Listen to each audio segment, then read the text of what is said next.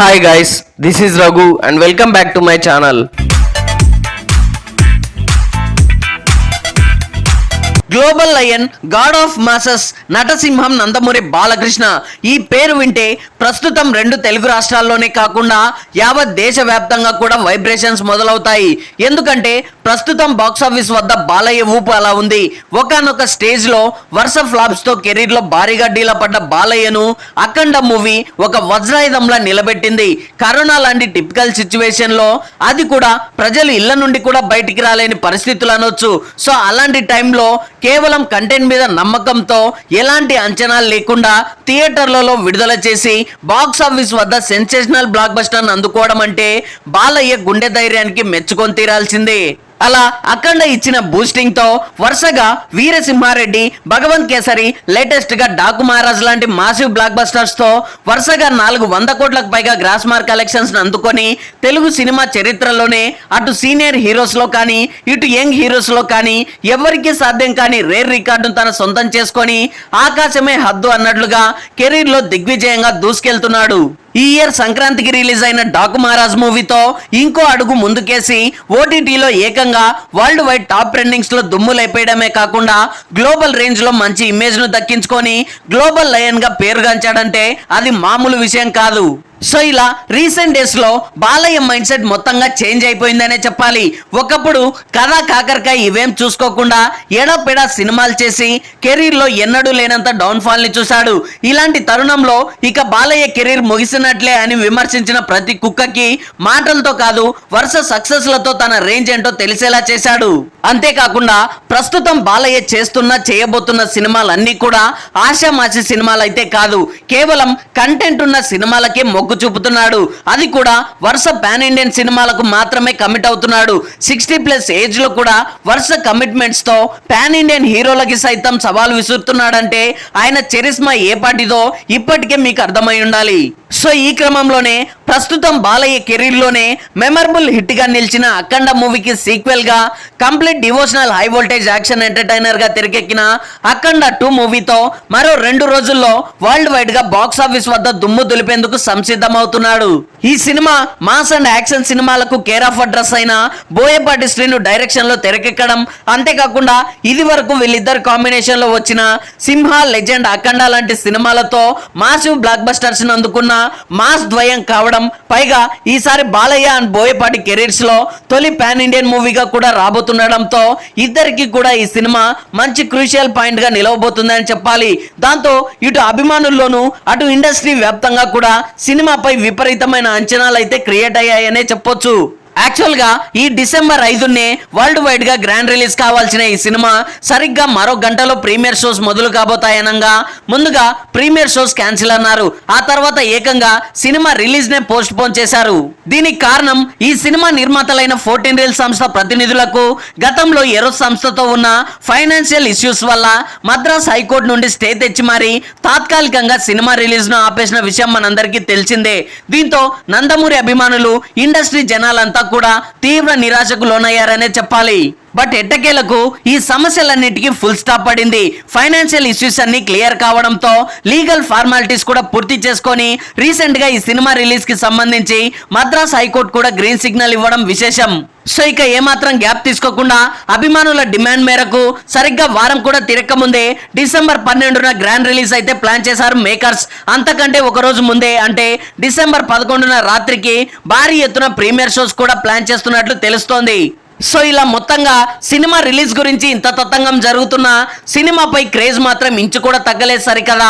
సినిమాపై మరింత buzz create అయిందనే చెప్పొచ్చు. ఒక విధంగా రిలీజ్ వాయిదా పడడం కూడా బాగా కలిసి వచ్చిందనే చెప్పాలి. ఫ్యాన్స్ అంతా కలిసి ఓవర్ నైట్ ట్రెండింగ్ చేసేశారు. ఎంత ఖర్చు పెట్టి ప్రమోషన్ చేసినా ఈ రేంజ్ పబ్లిసిటీ దక్కడం అయితే కష్టమనే చెప్పొచ్చు. సో ఏది ఏమైనప్పటికీ ఒక్కసారి ఈ సినిమా రిలీజ్ వాయిదా పడడం వల్ల ఎంత లాభమో అంత నష్టం కూడా ఉంది. ఇటు బిజినెస్ లెక్కలు తారుమారయ్యాయి, థియేటర్స్ కూడా ఆల్మోస్ట్ తగ్గిపోయాయి. ఇటు ఓవర్సీస్ లోను ముందుగా అనుకున్నంత గ్రాండ్ రిలీజ్ అయితే కష్టం అంటున్నారు ట్రేడ్ వర్గాలు.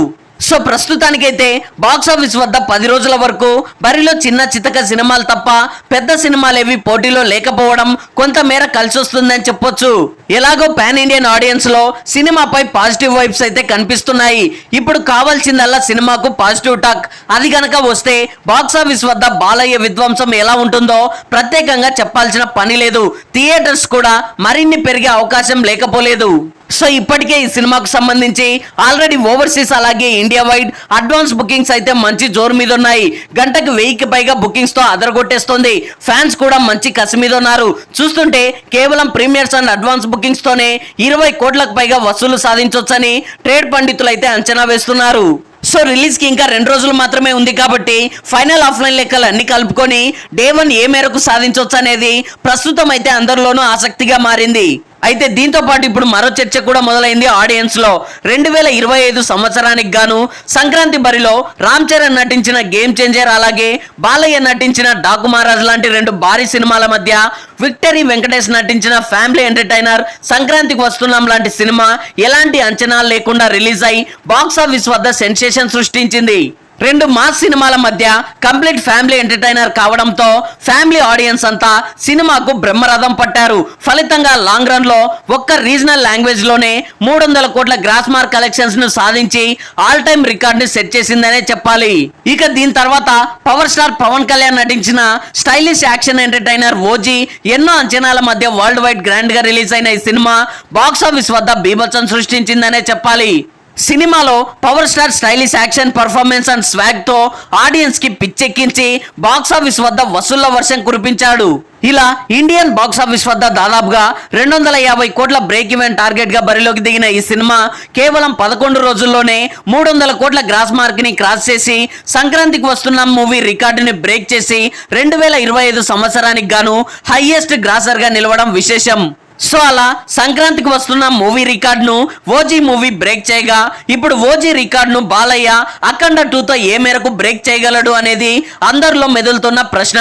అది కూడా ఆల్రెడీ ఒకసారి పోస్ట్ పోన్ అయిన సినిమాతో 300 కోట్ల మార్క్ సాధ్యమేనా అనే చర్చ అయితే గట్టిగానే నడుస్తోంది. ఎస్, ఖచ్చితంగా ఫీట్ సాధ్యమవుతుంది అంటున్నారు మన ట్రేడ్ పండితులు. అయితే మునుపటిలాగా భారీ స్థాయిలో రిలీజ్ దొరకడం కష్టం, కానీ కలెక్షన్స్ పరంగా మాత్రం ఎలాంటి డోకా ఉండదంటున్నారు. కంటెంట్ మీద బలమైన నమ్మకం ఉండడంతో బాక్స్ ఆఫీస్ వద్ద ఈ సినిమా ఏమాత్రం పాజిటివ్ టాక్ అందుకున్నా బాలయ్య రుద్రతాండవం వేరే లెవెల్లో ఉంటుందన్నది వారి వర్షన్.